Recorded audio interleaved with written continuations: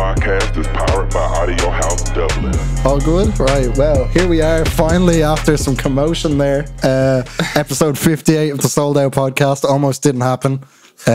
Shout out to Dino Locks real quick. Yeah, obviously we're here with Cbakl and Kelly from Gadget in the Cloud and many other things I don't even know. But yeah, how are you guys doing today other than being locked out of our studio here for the last half an hour? Yeah, good. Thanks for having me on the show. Oh, good. No, absolute pleasure. I'm happy this kind of like worked out well where you're doing your show and everything. So yeah, how's everything going with the new album? So I guess that's what we'll like dig into and it's going everything good. like that. So like when this is like your debut album, isn't it?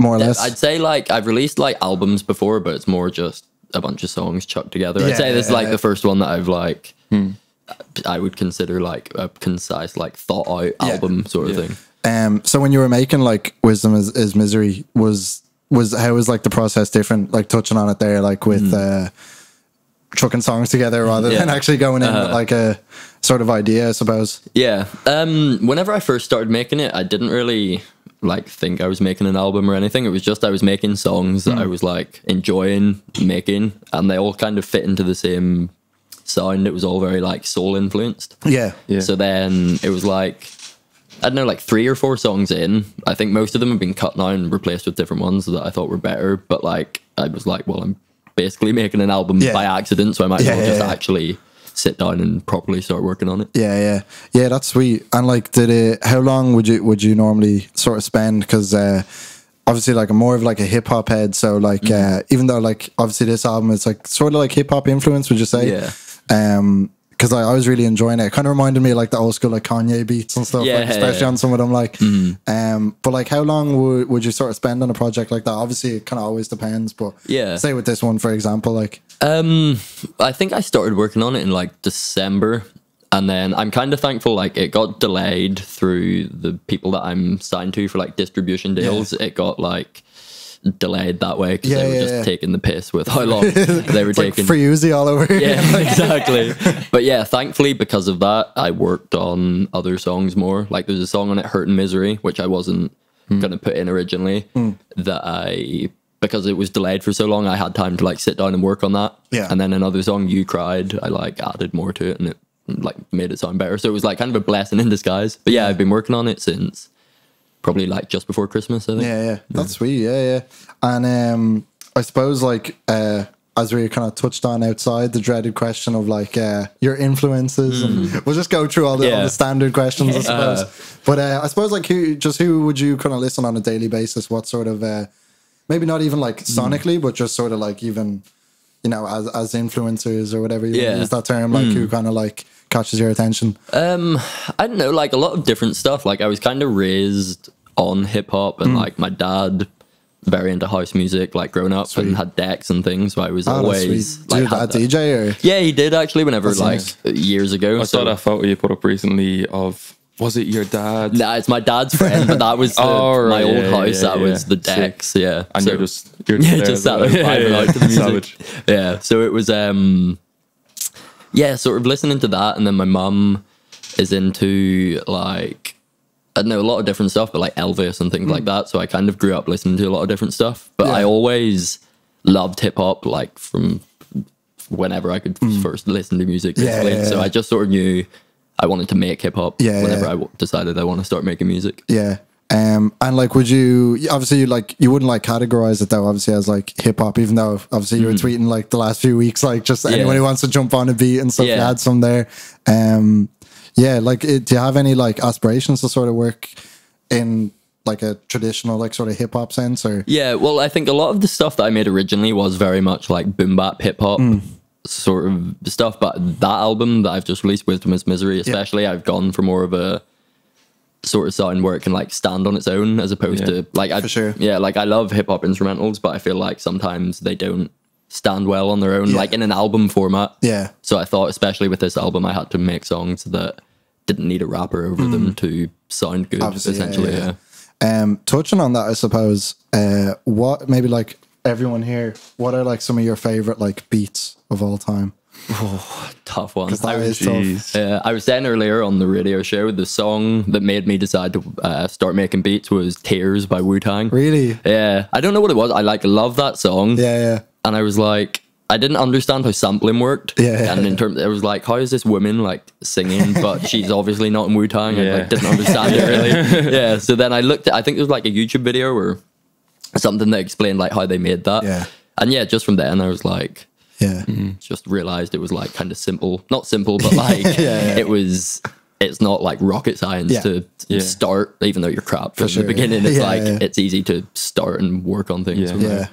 Because I've seen like even recent ones like the story of OJ. I hear that beat like everywhere, like loads of people jumping on that. Yeah. That whole fucking album, every beat on that is fucking amazing. It's probably my favorite hip hop album ever, I would say. Really, like, that's so interesting because I literally in the last podcast with Lethal Dialect, it came up because I was talking about a comment that Nilo made a while ago where he was like, hip hop's like a young man's game. Yeah. And I was kind of like just counteracting that where like you have like Kanye, exactly. Eminem, Jay-Z being some of the prolific of all time, and especially with 444 being debatably like his best album yet. Yeah, and but like then I kind of contracted that because I was like, is it better than Reasonable Doubt? You know what I mean? Exactly. I think it's hard to judge them, I think, because they're so different in a sense. I think 444 is brilliant because it's so, I don't know, like you just feel like you're in like, you're being taught by a teacher or something when you're listening to it. Do you know what I mean? Or like reading a really good book. Like one of the lines is like, I'm just trying to give you $1 million worth of game for $9.99, and like it just sums up the album so well. Like,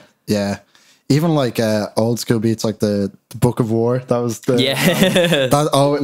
and speaking of like obviously like lo-fi hip hop and stuff, obviously some of your songs have ended up in there and stuff, but that's all we have on in college. It's just like that sort of stuff. Whenever we're working.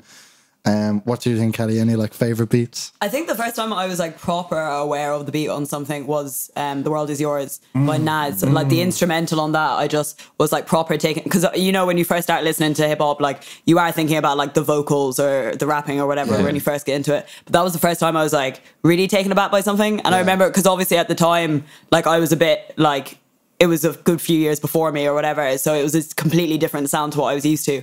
I just loved the sound of it. It was just such a nice like mellow but like still a little bit heavy, like just the combination of it was really good. I think as well there was a rapper, it was one of the first rappers I actually really got into. His name's POS. He's like an American rapper. He was in like the Doomtree Collective, and he had this album Never Meant, I think came out like 2005, and it was really interesting because it was like really organic type beats. Like there was a lot of like very interesting like organic like live sounding beats that just blended so well into then a more orthodox hip hop beat. And I think that's, you know, it's that when stuff's really interesting, you're not just taking the kind of sound that's out there and kind of recreating it. So I think that was a huge one for me. Yeah, because like it seems a bit basic, but I feel like for me it was like listening to like Dark Fantasy and like just the way like just the production on that whole album is just ridiculous. Like like Power and everything like that. Yeah, Power, fucking ridiculous song. I remember. Did you ever play Saints Row? No, actually. It's a PlayStation game, but like I know. There's a point where you're like, you like jump out of a helicopter to a mansion and you have to like kill everyone basically. But like that song's playing as you're jumping out of the helicopter and you're like, you just feel so fucking cool. No, that album is just like, it's definitely one of my favorites of all time. The producer on JPEG Mafia, isn't it? That was the first proper hip hop album he listened to. That's nuts. First ever proper full hip hop album. And it like you can see it as well, like how it's come out in their production then. But I know there was like loads of old heads who were like snapping because they were like, "What do you mean you haven't listened to anything like Illmatic?" But it's cool. Like that is cool. I guess I just wanted to touch on, I suppose, like even for actually both of you being involved in it for so long, but like for up and coming guys, maybe like looking up to the likes of you guys, like maybe what would you advise, like sort of getting into the scene, like with stuff like that, like not to worry if those sorts of things are happening?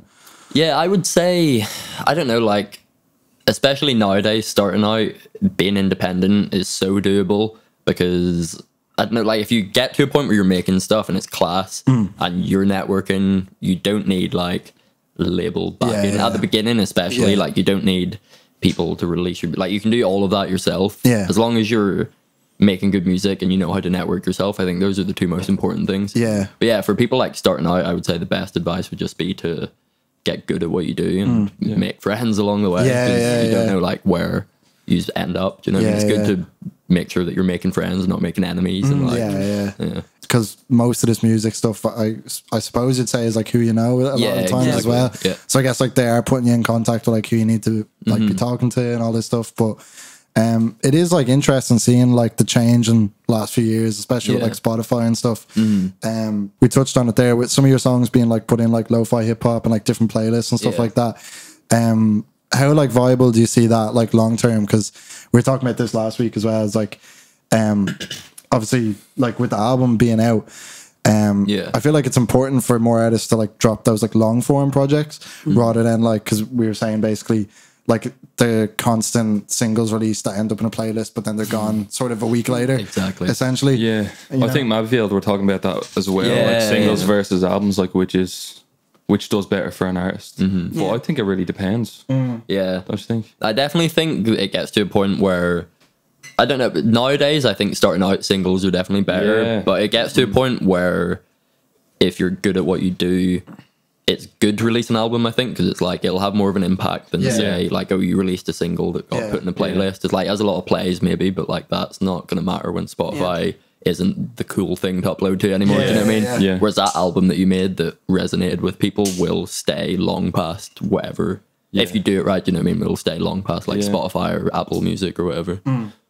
Yeah, Lethal Dialect said that too. He's just looking to leave a legacy, I think. I think was his word. Yeah, it was just super interesting kind of like seeing, because like back then obviously there wouldn't have been a Spotify like when LD 50 and 51 was dropping and stuff like that. Yeah, like the different way, but like I think it's more like seeing, like I feel like that's why they get labeled as like pioneers and stuff like that. It's because there's actually these like discography, like legitimate discography there. Like basically why it came into my head, did you see the Tyler the Creator interview with Zane Lowe by any chance? I still haven't watched that. Oh man, okay, so because he was literally touching on like the impact of like Odd Future, because like like fucking huge nearly impact, unquantifiable, and obviously Tyler was being like quite humble about it and stuff, but with them, and we were kind of touching on it there, like with sort of like I think it's important basically to like come out and like present yourself with like an image, I guess I would say, like because I think it's, you know, back to kind of what you're saying about like starting out. I think, you know, you can start out independent,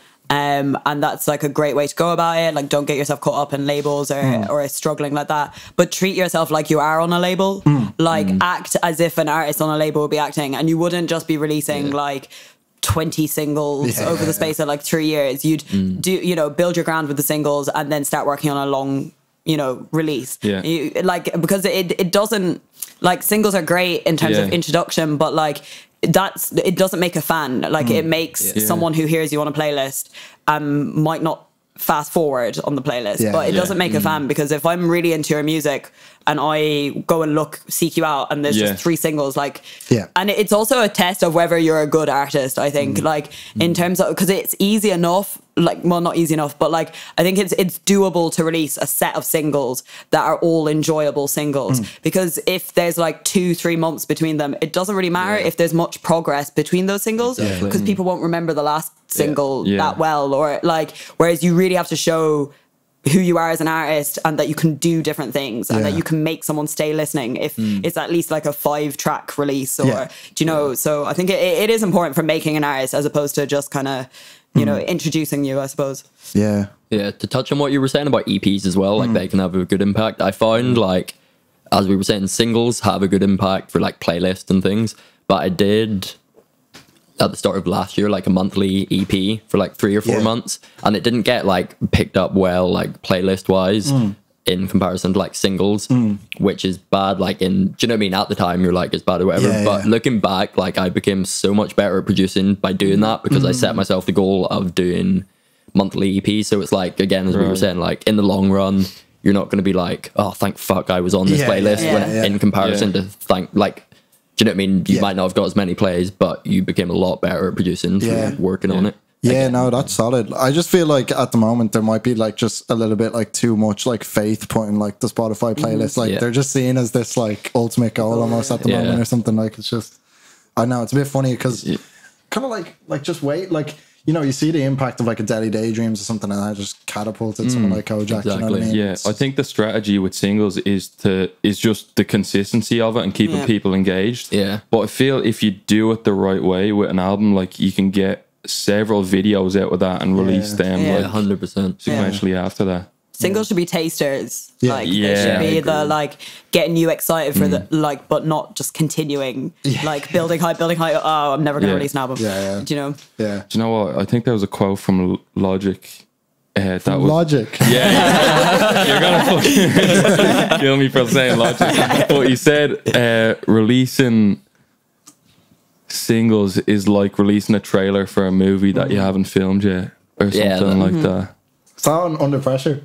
I think it was. It's okay if I quote something from Under Pressure. Yeah, it's all Stop. I was actually about to say that. I was like, he was actually one of the people that like rebirthed like a serious interest in hip hop for me, like during those mixtapes. Yeah. But yeah, it's a shame what happened since. Do you know what I was going to ask actually? Because you said yourself there about releasing monthly EPs, and you set yourself that goal. Yeah. When we had Marcus Woods on, he said something about there being a couple different types of producers. One that will sit down and set themselves a goal to make maybe one beat every day. And then there's others that will take longer and like make sure every like, I don't know how we said it, like every second's like perfect. Like more like just when the inspiration strikes. Yeah, when the inspiration strikes them. So what kind of producer would you kind of label yourself as, or would it not be either one of them? No, I think that's a good question, but I think like I don't know, I wouldn't say I'm either or. I would say kind of at different times. Like whenever I was at university there,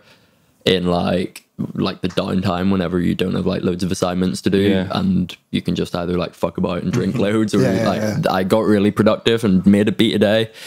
And again, like as I was saying about the monthly EPs, like got better, which was really good. But at the same time, that's all well and good, but if you're not also networking and promoting yourself, like you could make beats every day until the day you die and be the best ever, but if you don't properly put them out there, learn how to like network yourself and things like that, I don't think it's gonna for sure. have the impact that you want it to. Yeah, for sure. I feel like some producers don't do that enough. Yeah, because there's seriously talented producers out there, but they don't put a face to their sound, exactly, and don't brand themselves. Yeah, I think a lot of that can also be in terms of you have people who very much push like an organic, not everyone, but like people who maybe haven't had like an organic like come up, push like a DIY aesthetic of like, I just came out of nowhere, when they have a big team behind them networking for them. Do you know what I mean? So it's like, I get you, even though they aren't the one, like they're just making the music and the team are like networking it. But if you're on your own as a producer or a rapper or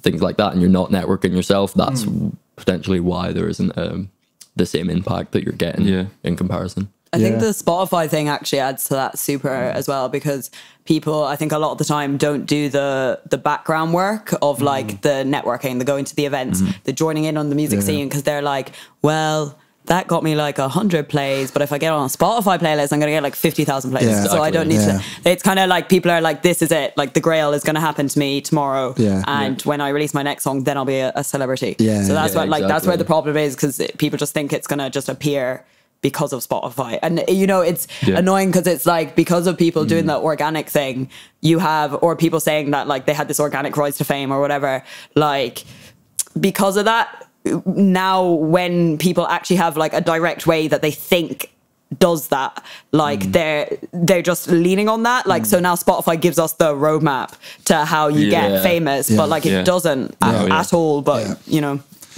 For sure. I have a few questions even here, because I said I was going to shout out to people who asked the questions last week and I totally forgot. So I'm actually going to get them out of the way here, so I can cut any out that like people don't want, because Shane Richardson asked, how excited is he for your collab? Oh yeah, we were talking about that outside whenever we were locked on.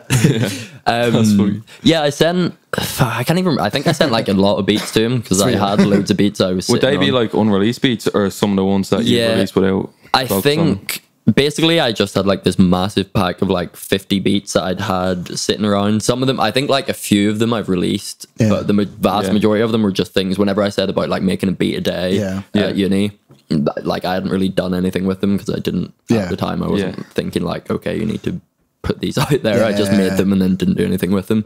So I can't remember. I think I sent him like maybe 10. So Sweet. Should have some pretty cool Something to stuff look going. out for. Yeah. We have Sam Aqua as well saying, "Why do you hate polar bears?" Like, That's a guy on Class Craic Records. It's a collective that I've started. He's one of the members. But no, that was just a Twitter DM. A piss take thing. fair. Just the last one there as well. So it's Caolán McCallion, and I guess we kind of touched on it a little bit, but if you want to go into a bit more, just what inspired. I guess we'll make it for like everyone, like to actually make music. Like you kind of touched on it already, but Yeah. if you want to just go into a bit more, I guess. But I don't know. Like, I think I just always have fucking loved hip hop, loved music in general. And then, obviously, like, I don't know, you never really grow up and like admire producers as much. Like, whenever you have people like Kanye or whatever, you don't grow up and be like, fuck, I really want to be the person who produced that class song. Do you know what I mean? Whenever you're younger. But yeah, I think like growing up and then seeing that it was like an easier way into it, because I don't know, even in terms of like rapping and things, before you had people like Kojak here, it's like quite a self-conscious thing of you don't want to like, it's a lot more less personal to make beats than it is to like put your voice out there and rap, I suppose. So yeah, I don't know, there wasn't really a like spark moment. It was just kind of I always wanted to be involved in music, and one day I just started making beats and I suppose same for you, Kelly. I suppose with Gadget in the Cloud and everything as well.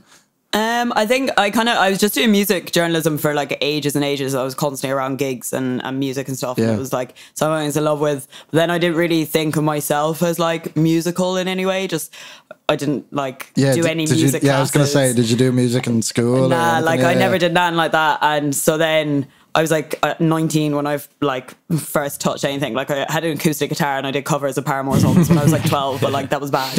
I think it was I went to see John Hopkins when I was like 19, I think 20 at Ledge Picnic a few years ago, and I was just blown away. Like I was just getting into electronic music at that time, and I was just like, whoa, like this is absolutely mad, the energy here. And I think I was kind of looking for new music to get into as well, so I was like really open-minded to it. So then I downloaded Ableton. Just like I went online like the next day and was just like, how to you bought Ableton?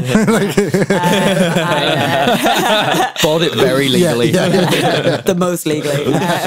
And then kind of started arsing around a bit, just seeing what I could make with that. And then I think it was like mainly like the Girls in Gash Collective, she's from Cork, like, and I can't believe I just said likes after saying Cork. Anyway, she's from Cork, and I like got to know her through like a workshop that Gash Collective were doing, and she was just so nice at like explaining things and everything. And then I was suddenly, it's the big thing about like having a scene around you, isn't it? Because suddenly it was something that was in my world and that I could see myself doing, because I knew now someone who's doing it. So it's kind of just from there. Yeah, for sure. I guess that kind of comes full circle. So you already mentioned Class Craic Records.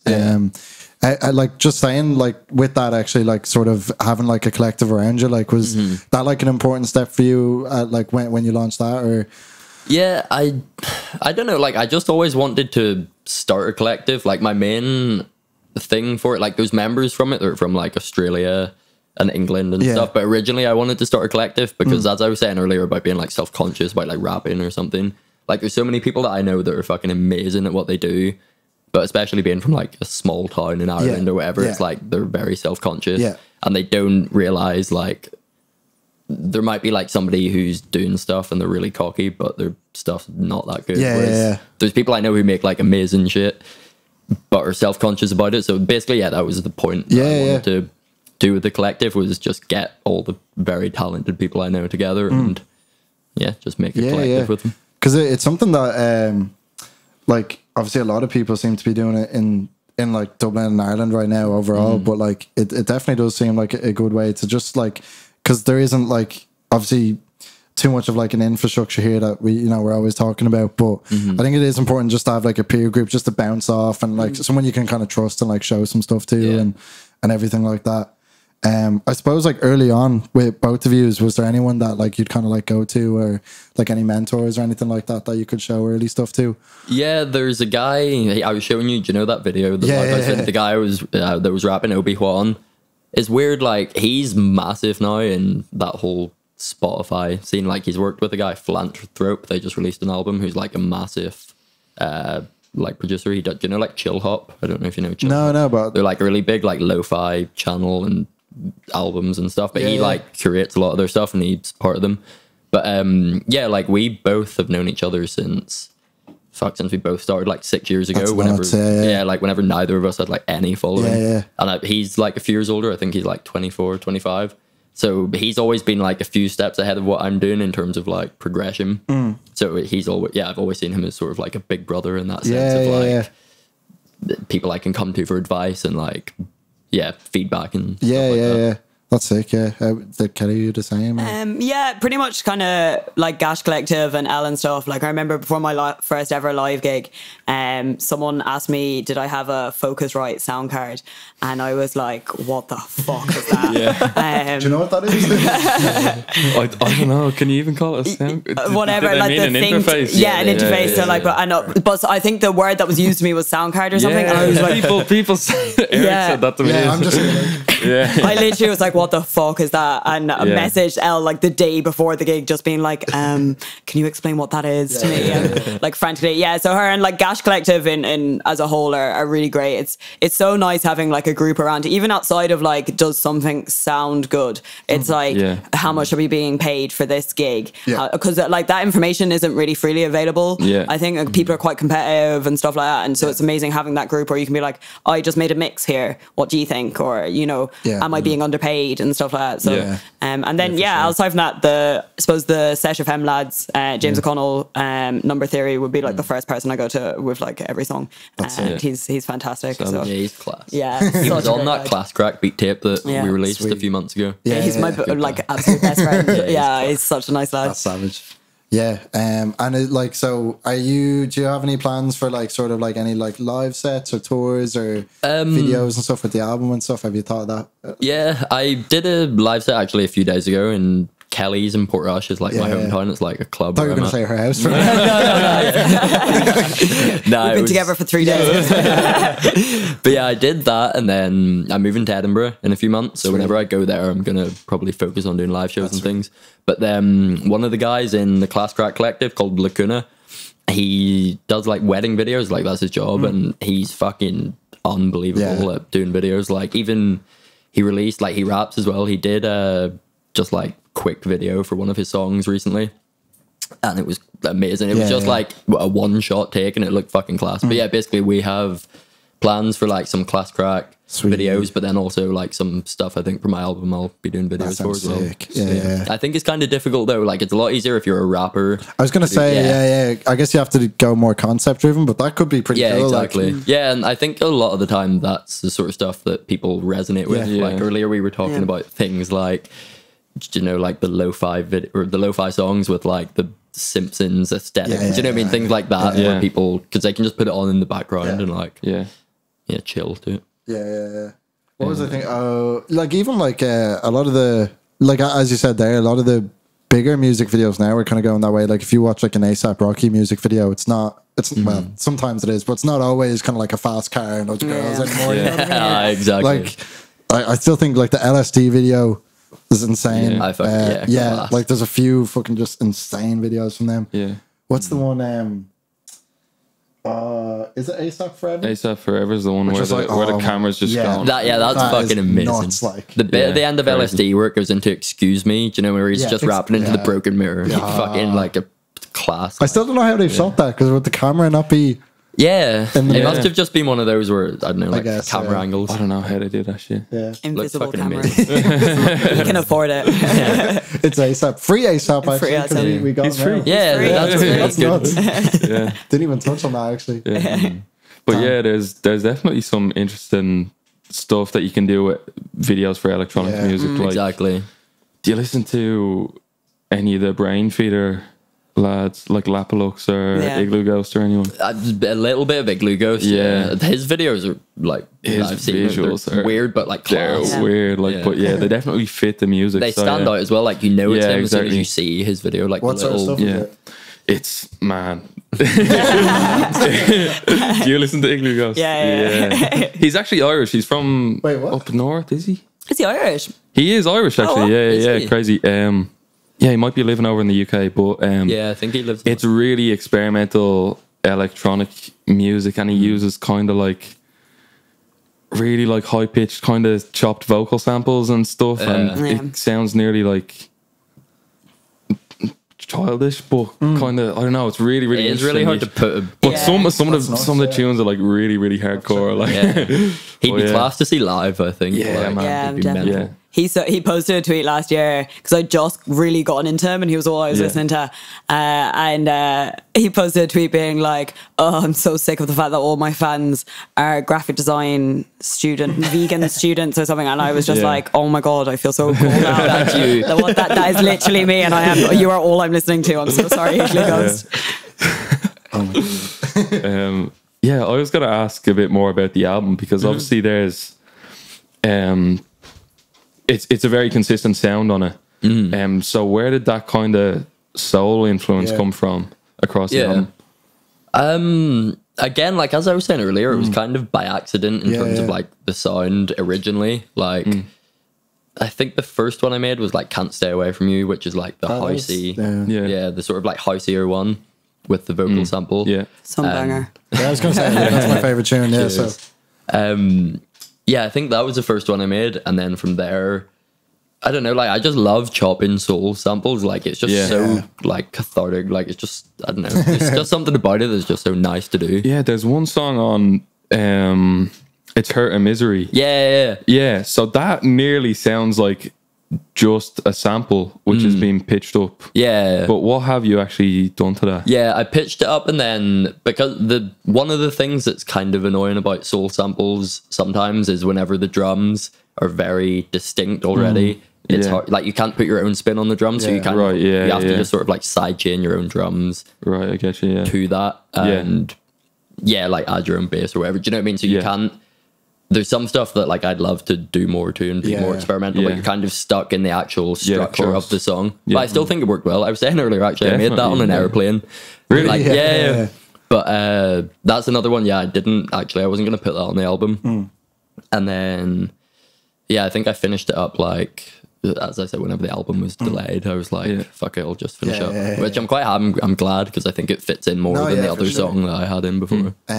Like in the same vein as well, I suppose, just sort of the obvious, nearly like an obvious question, but like how do you sort of come across the samples? Like do you just sort of go digging for how have you figured that out, sort of? I think that's one of the things I've got down, because I do so much sampling, is like you kind of, whenever you know what you like, you start to know where to look and things like that. And sort of different places, like there's really good websites that will basically work as like a like the modern day like record shop kind of thing. You just go through and there's so many things, or like even YouTube channels are good ways to find like like soulful type stuff on there. And so basically I don't know, basically just e-digging, I think it's called now, like electronic digging. That's fair. You're definitely really good at chopping samples. I have to say, like my favorite song on the album is I'll get it up, Spill Your Tea. That's my favorite, because it just seems to have more structure in it, and when the strings come in and everything, it just like changes it a little that's bit. what I was saying about things where like Hurt and Misery, it's very set in its structure because of the fact that whenever you chop something, like I think Spill Your Tea, whenever I sampled it at the beginning, it's like a nice like chill intro, so you can do a lot more with it. But that was originally supposed to be on the Class Craic album, because we're working on an album like with the rappers and stuff. But I think we chose like a few different beats, so then I've decided to put that on my album. That's fair. With just touching on that, I suppose as well, would you notice like much of a difference between like sort of being in the Irish scene and sort of the UK scene? Do you notice like much of a difference or like divide between the two? Or I don't know, like I would say I'm kind of new in terms of the Irish scene, because of the fact that I was saying to Kelly earlier, like being up north, like I'm as far north as you can get, really, a place called Portrush. So even you were saying this is only like your second or third time down? Second time? I think the last time I was down here, I was like 17 for moving through. Like, going down there underage, but got in, thankfully. But like because I'm so far up north, it's like I never really like resonated with like a Belfast scene. More so now, but not so much like whenever I started making beats. And then obviously like The Irish scene is even further. Exactly. Yeah, and like 5-6 years ago, I don't think it's very difficult to try and find, like, it's a lot easier now, especially with Mabfield, like shout out to what they're doing. Yeah, for sure. Class what they're doing, and it's become so much easier to put the scene together. We need like a Cork and possibly Link podcast as well. Yeah. Exactly. That's what Dylan from Mabfield was actually saying about coming down to Cork at some point. He was saying for me to come down. Yeah. I was saying it would be class, but I think from where I live to Cork is like an 11-hour bus or like 11-hour journey. So I'm like, crazy. fucking long. Yeah, fuck that. I was gonna say, so like, especially for like the up and comers and stuff, is there any like, how do you know like when a sample is sort of like going to be safe to clear and everything like that, especially when you are planning to release them and stuff like that? Yeah, I remember Knowledge, the producer. I was reading an interview with him. Like, he releases most of his stuff through Bandcamp, which is generally like, I think, safer for samples than something like Spotify. But he was saying like he's never been caught up on sampling, and he never expects to. But that's because, like, if you're sampling something like, I don't know, Dua Lipa or something that's really popular, Then you're gonna will, get obviously. fucked straight away. Yeah. Do you know what I mean? Whereas if you sort of know what to look for, it's like, yeah, you're not gonna get in trouble as much. But then you have stuff like Who Sampled, which is like the feds of the like hip hop community. Like, oh, I know this sample. That, do you know what I mean? It's like, Did you hear about this whole Katy Perry nonsense? That's nuts, actually. Yeah. What's your opinion actually on like what should be allowed to be used in music? Because I think it's transformative content. Like, I think if you're changing it enough, it should be allowed to be used regardless. see, I don't know. I'm kind of biased because I'm like sample based anyway. So I'm not gonna be like, oh fuck sample. You know? It's kind of, it's weird. I actually did a module on like intellectual property law and stuff this year, and it was actually mad because when looking at it with the Katy Perry one, it just doesn't like ring anything for me. Like, it just makes no sense. And as far as I know, through like visual art and stuff, like, you're allowed use like a similar design or like depiction as long as like there's a bit of your own twist and you've made something new from it. Like, and so it's bizarre with music. That's something that and like those two tunes just don't sound that similar. Not like, at all. it's like a popular progression that you'd hear in a million songs. It's not even the chord progression. It's not the main melody. It's that thing that goes on in the background, the little ostinato. It's literally ridiculous. It's not the exact same at all. I think though it's because people, especially like lawyers and stuff, would know like, if I have a case here against Katy Perry, regardless, like, I'm gonna get a fucking fat stack of it. Do you know what I mean? Yeah, for sure. Like, if you think you have a case, I think you there's can like do so it. much money, I guess, circling that, and like so much like sort of paperwork that like says that exactly. they can, like you're saying, like you can understand, like you can understand, like what was the is his name Vanilla Ice?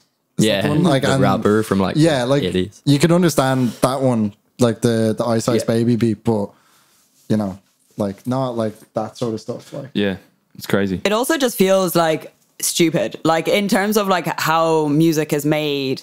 Like, it's not like one element of a song being similar to the rest of the song, to a different song, doesn't make it the song that it is. Like, that's just one small element of it. It's just so weird. Like, So strange. because even we touched on what was apparently Gangsta's Paradise is a Stevie Wonder song. Like there's just a huge list of that going on now. Like, I think But obviously that was cleared. Let's say. I think there's also more of a case for that, like way back in the day with hip hop, because it was like, that's how hip hop started. You know what I mean? Break beats. People just rapping over break beats. Like, literally hip hop originated from sampling. Do you know what I mean? So it's like ingrained in that culture, and then also it went into like house and, do you know what I mean, loads of other like electronic genres and stuff. did you see that case earlier this year? I can't remember who it was, but actually it wasn't a case, it was just a thing that happened. But there was like a big techno DJ put out a track on one of his records, and it wasn't his track. In at all. Like, it was someone else's track, and he like, it got released, and the other guy was like, that's my track on your release. And he was like, oh, How do you like DM that? Just like, hey bro, just want to check Coincidence. in. yeah, and but like, Swear that's mine. he was literally like, oh yeah, I was just so sorry about that. I just have made so many tunes, I forgot, I thought that one was mine. Like, it just got mixed up. And now on the record they had to release it, and it's got your man's name like in brackets next to that song title. It's so funny. That's like, crazy. nuts. imagine. There's a producer, like a lo-fi producer called No Idea, who's who's like known for that. Like, I think, yeah, like, well, no, like he's massive, like, but everyone knows that he does it. I think it was like a 3-piece originally, and they started to become really popular, and he changed all the passwords and all the accounts and like blocked the other 2 out, and then he's been caught like he's massive Spotify, but that's another thing about Spotify playlists. Like Spotify put him in all the big playlists that like for instrumental music and stuff, but he's been caught literally just uploading like other people's shit. I'm pretty sure, maybe putting like a kick over it. I'd love to have a conversation with like someone who actually like not decides those playlists, like curates those playlists. I guess like that must be so fascinating, like in terms of their process and stuff. Yeah, as you were all algorithmic. Is it? Yeah, I think most it depends on a lot of it. Like I got added to one, Jazz Vibes, like it's one of the big like instrumental ones, and I'm pretty sure is like curated, but there are ones. There probably are some, I suppose, that are. Yeah, there's one. It's literally just called Lo-Fi Beats, I think, and it's pretty big, and it's just based on like streams that week, sort of ish. Yeah, I think it's based on like loads of shit. I don't think anyone really knows how Spotify algorithms work, but it's like based on that, and then also what you listen to, and. Yeah, I just like loads of random stuff, I think. Yeah, no, that's fair enough. I suppose just circling back, because like with newcomers coming in. For a week. No, I was gonna say, wait, who's the first person to go? I'll probably go. Yeah. It was so funny. I had to leave Mo-K and Lethal Dialect as well for like 5 minutes, and I came back and they were talking about Mo going for a pint with Leo Varadkar and Roderick Saber. And I'm like, how did we get to this? What a wild story that is. You know what I mean? But I suppose just for like the newcomers, like, and stuff coming in, like just from like a technical standpoint, like what, like obviously all you need is like the program and stuff, right? Like where did you go about like learning and stuff? Like you were sort of saying like you didn't have any like formal music training or anything. Just for like people wanting to jump in, I suppose. I think originally, whenever I first started, like I torrented FL Studio as most do. I genuinely have like legally bought it now, so it's all good. Don't sue me. But whenever you start out, I don't know. I think it's fuck. I've lost my train of thought. Isn't it? Had one too many. Like it's just like, thinking about the feds coming. For for the FL Studio license. Yeah, like, I don't know, because I'm just sort of fascinated with, like, you know, in the last, because basically I've just been, I was kind of touching on this in the last podcast as well, but, and I was saying it outside as well, like, sort of exploring the Irish music scene just since I started this podcast, so I didn't have, like, a huge wealth of knowledge, like, before I came in, so I still kind of have that, like, empathy for, like, the newcomer, because I kind of still feel like one myself in terms of all of this, so, like, yeah, I suppose just like, was there any like particular like YouTube channel or like anything that sort of helped you at least like sort of make sure you weren't making something abominable? Like, you know what I mean? Like, I think whenever I first started, I wanted to make sure that like I had it in my head, if I just copied YouTube channels, I'd sound too much like other people. I wanted to like just do my own thing and not try to sound like anyone, which like is kind of okay. I think it's okay once you know the like basics and stuff, but definitely in the beginning, like in hindsight, I would say it's better to have like Busy Works Beats or like Nick Mira, I'm not sure how to pronounce it, like people like that who it's good to learn the techniques from them, but don't just watch it and copy exactly what they're doing, because you won't get anywhere with that in terms of like developing your own sound and things like that. This was like similar to you, Kelly, or did you just sort of jump in as well? Or? I think I kind of jumped in with it because like when I was first making stuff, I was making like completely proper ambient, like it was all like textures and soundscapes and stuff. I didn't really have any interest in like releasing. I didn't really have an interest in releasing music, I guess. I suppose, or like when did you decide that jump? Even like how long were you sort of like? I think it was like 6-7 months maybe. I put together like 5 tracks or something, just threw them up on SoundCloud. Like I didn't even tell anyone at the time. And then I kind of sent it on to a few of my friends and they were using it for like study music and stuff. And I was like, sure, look, I might as well just share this and see what the crack is.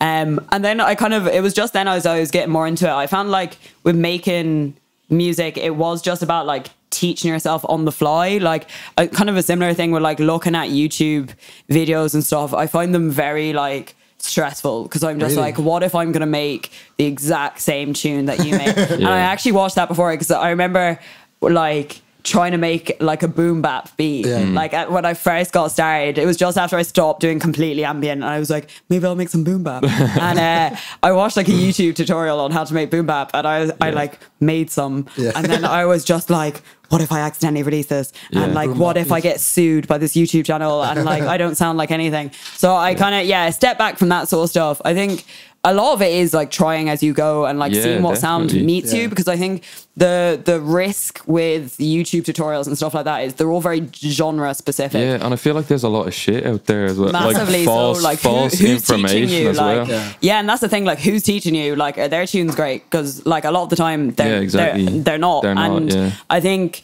you do run a risk, because I think like one of the best things with music is like, well, obviously it depends on like what genre you're into or whatever, but like I think one of the best things in finding your own creative process is learning what you want to make, as opposed to being like, oh yeah, I really like trap, and now I'm going to watch a trap tutorial and I'm going to make some trap. Like 100%. That's not a creative flow. That's imitation, really. So I think it's better to like just fuck around and see where you get with it.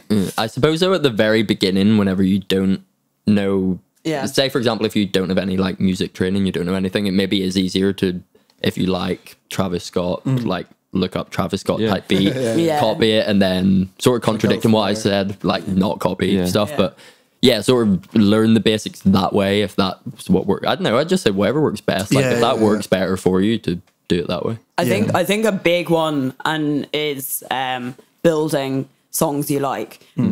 So like listening, so like a big one for me that when I was testing, like teaching myself, was like rebuilding Mount Kimby songs, because I'm like a huge fan of their music. I'd have listened to it hundreds and hundreds of times over, so I'd recognize stuff intuitively because I've listened to it so many times. So then trying to imitate that on Ableton and literally like slowly playing through the track and trying to catch every bit and trying to see, is this something that sounds. It's a fantastic way to learn, because you know the way it's meant to sound at the end, and if you're like, you start to understand what effects you need to do and what sounds you need to use. So that's always something I super recommend, is rebuilding your favorite tracks. I remember doing that with me and my flatmate. Were really drunk, and he's really into Jaden Smith, and he like, you know, I produced it. Do you know Icon by Jaden Smith? So I like reproduced. I like tried to reproduce. I think I was like way too drunk. That's crazy. Because you need that sample, surely, isn't it? Isn't it it's a Cab Calloway sample. Who's fucking Cab Calloway's class, but like ours from like 100 years ago. But there was his sample, so you just like pitch it up, I think. And then, I think that is good advice, like to learn how things work. I feel like ironically Jaden Smith, like I think he learned music by looking up like Travis Scott tutorials. Yeah, literally. Like what's it? Watch Me is just literally Black Skinhead. It just is Black Skinhead. Like it's like, what's the crack? And then on the new album, there's like several songs that are just Astroworld beat cuts and stuff. There was a time whenever I don't not like his music anymore, but there was a time whenever I thought like stuff he was making was quite like innovative. It was sort of in between that phase where he like tried to be a skateboarder and make really cringy rap, and like the phase he's in now, was like in between those two. He was making like really fucking good music. Like he is. There's a few songs on like the mixtape before Sire that are really good, like PCH. I think that's with Willow. Exactly. That's like such a banger. I love Summertime in Paris. That is a tune, to be fair. Banging. Sick tune. But like, did they write that? Who knows? That's the question. That is a good point. I suppose he has that many contacts. Will Smith wrote ill. Big Willie style. He'll never top Miami. I was gonna ask, because you were talking about YouTube tutorials for producing there. What do you think about mixing, mastering? Do you do any of that yourselves, or do you pass it off? Yeah, I was gonna say, I think that's again like that argument about a team behind you, and like if you don't have a team behind you and need to know things yourself, like networking, marketing, all of that. Another big thing is mixing and mastering. Like everything I do, I mix and master myself. Really? Yeah, but Christ, it took like, cheers. It took like a while though, I think, to get to that point of.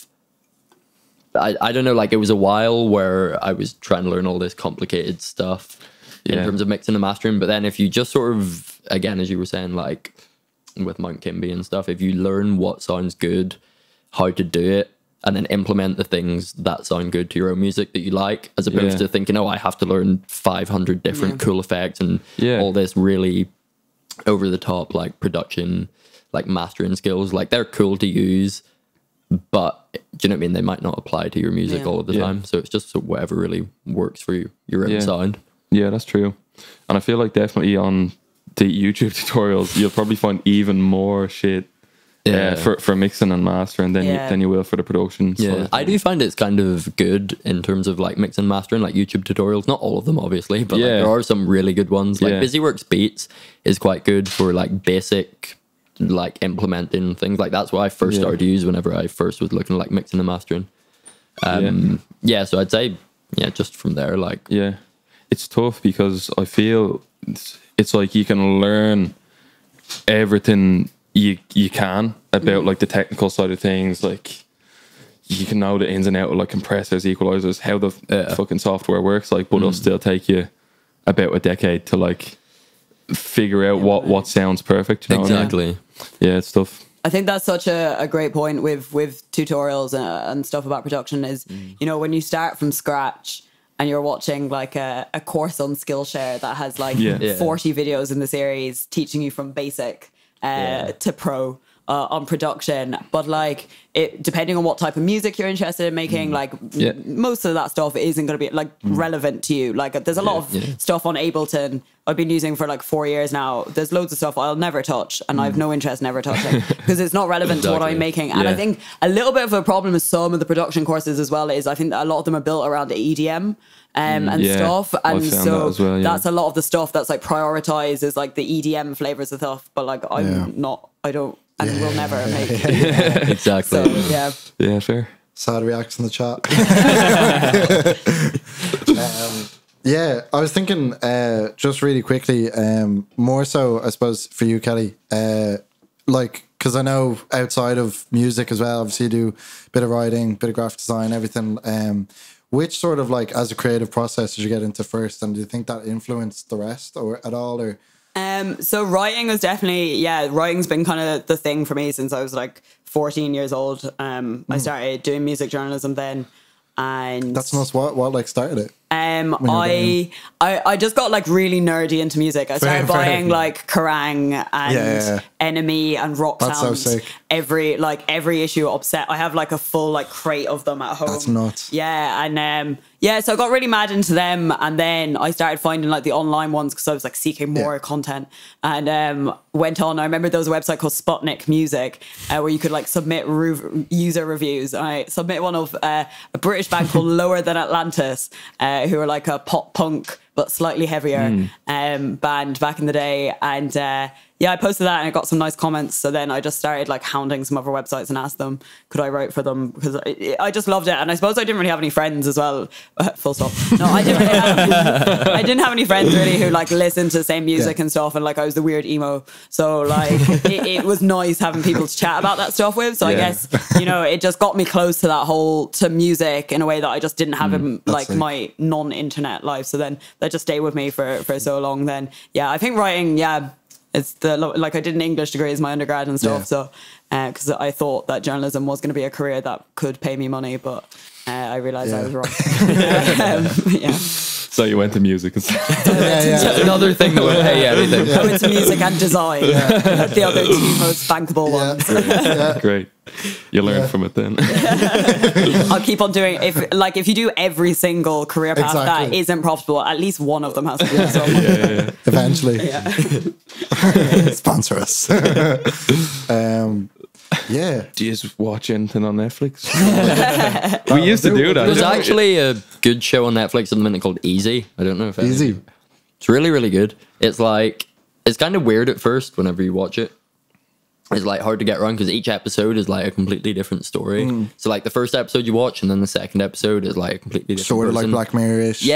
Kind of. But it's like all based around relationships in terms of like mostly like romantic relationships, but like other kinds. But it's really, really well made. Cool, it's really good. I'd recommend that. So good question.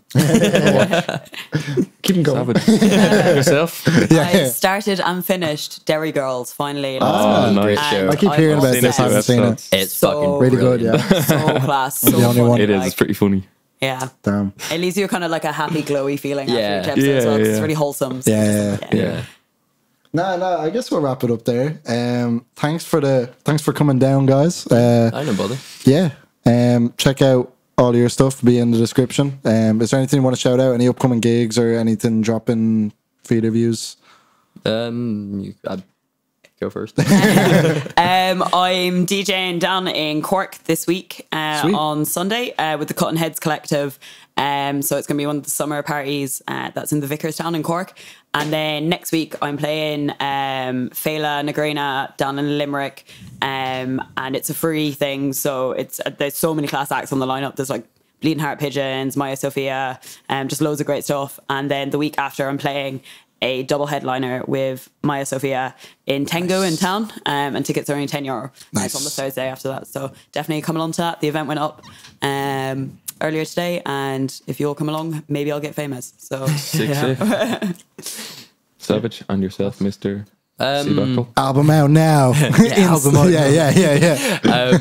Nah, in terms of, I don't know, I don't really have any shows coming up, but just once an album rollout's done, got a few cool things coming with like big rappers in England, and then also working with some people here, and hopefully working with some more people here, because I feel like that's one thing I've lacked, is working with some more Irish. Sweet. Yeah, no, thanks so much for coming on, guys. Thanks for having us. Yeah. Appreciate it. Pleasure.